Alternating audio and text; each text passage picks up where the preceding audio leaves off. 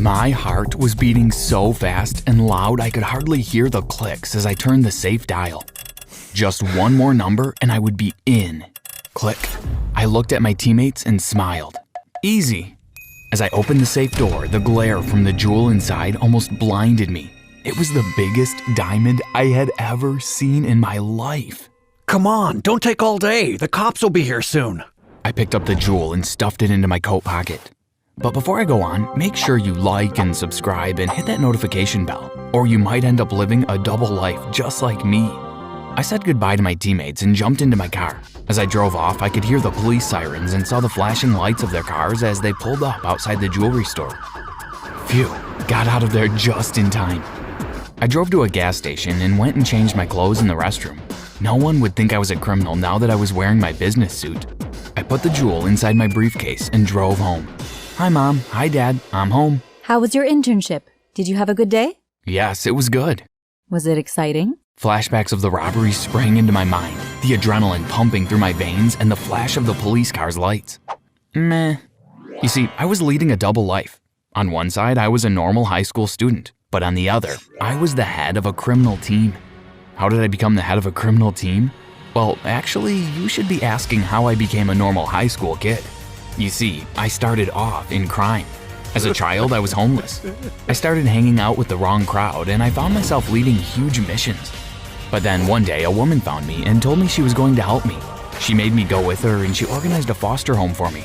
My parents fostered me when I was 16 years old. It was actually a really kind thing for them to do, and they're good people. I like them, they're nice. That's why they can never know about my double life. I'm just gonna get changed out of my suit, Mom. Okay, don't be long. Dinner is almost ready. Okay. I went up to my room, but as soon as I stepped inside my room, I saw there was a note on my desk. I picked it up and looked at it. It was a note threatening me. We know you have the jewel. You'd better be careful. We're on to you. For a minute, I thought I recognized the handwriting, but I couldn't think where from. I tossed the note in the bin. Ha, if you think that's gonna scare me, you're wrong. No one would dare mess with me. But the next morning when I woke up, things were really strange. My parents were nowhere to be seen, and the house was a complete mess. Another note had been left on the kitchen table. As I looked at it, I had the same feeling that I knew the handwriting from somewhere, but that wasn't important. I was more concerned about what had happened to my parents. The note told me if I wanted to see my parents again, I should go to an abandoned warehouse on the industrial estate at 11 o'clock and bring the jewel with me. I had no choice but to go. I had only been there a couple of minutes when two people wearing masks and disguises turned up. They began to speak, but their voices sounded distorted, almost like Batman. They were obviously being modified by some kind of microphone inside their masks. Hand over the jewel, now. I hesitated for a second. The jewel I had was worth millions, but I couldn't risk them hurting my parents. I handed the jewel over to them. As soon as they had it in their hands, the two of them ran off. I was left standing there all alone, wondering what to do next. Then I heard my mom's voice. Chris! Chris! I turned to see my parents emerging from another building to the side. I ran over to them and hugged them. Are you okay? Did they hurt you? We're fine, we're not hurt. Come on, let's get home. When we got home, I went up to my room. I had a really strange feeling that something wasn't quite right. For one, the two people that had kidnapped my parents didn't warn me not to tell anyone what had happened. That was kidnapping 101. I knew that. And secondly, why weren't my parents demanding an explanation to the crazy events that had taken place? They've just been kidnapped, for God's sake. Don't they want me to explain everything to them? Surely now they know that I'm involved in some dodgy business. I decided that I ought to do some investigating for myself. The next day, when my parents had left for work, I began to search through their room. It didn't take me long to find what I was looking for. In a box hidden inside a cupboard, I found the masks that the robbers had been wearing. Then it hit me, like a ton of bricks. That's why I had recognized the handwriting, of course. It was my mom's. I was beginning to feel really suspicious about my parents. It's obvious, they must have found out that I had the jewel and they wanted it for themselves. I waited impatiently for my parents to come home from work. The minute they walked through the door, I pounced on them. Did you fake your own kidnapping and take the jewel for yourselves? Come on, tell me. There's no point trying to deny it. They were shocked at first, but finally gave in. Yes, Chris, we did. Your mom was cleaning your room and accidentally knocked over your briefcase. The jewel fell out on the floor. Yes, we were suspicious that you had got involved with some criminal activity, so we decided to fake our own kidnapping to see if we were correct. Well, now you know, don't you? Yes, we do. Here, you can have the jewel back. We never intended to keep it. We just wanted to know the truth, and we want you to lead a normal life. My parents pleaded with me to give up leading a life of crime. I could see that what I was doing was upsetting them, so I agreed to let go of my criminal involvement. I started leading a normal life, and to be honest, I was happy. It was nice to feel peaceful all the time, not worried about being caught for doing something illegal. The next time my team contacted me, I told them that I was done with the life of crime. I'm sorry guys, you're gonna have to do the jobs without me. I'm done with that kind of life. Now I just want to get on and lead a normal life. You're not serious. Oh, I am. I'm deadly serious. Don't contact me again. I thought that was the end of it, but sadly, I was wrong. It wasn't long after that conversation that I found the note. We have your parents. If you want to ever see them again, you must be part of our criminal team. This time, the handwriting was entirely different from my mom's. My heart sank. I couldn't let anything bad happen to my parents. They had done everything for me. But I also didn't want to get back into a life of crime. Somehow, I had to find a way to save them. I arranged to meet the team at our usual meeting spot. As soon as I saw them approaching, I shouted out to them, "Okay, you win. I'll be part of your team again." Good decision. Now, you've got what you wanted. Where are my parents?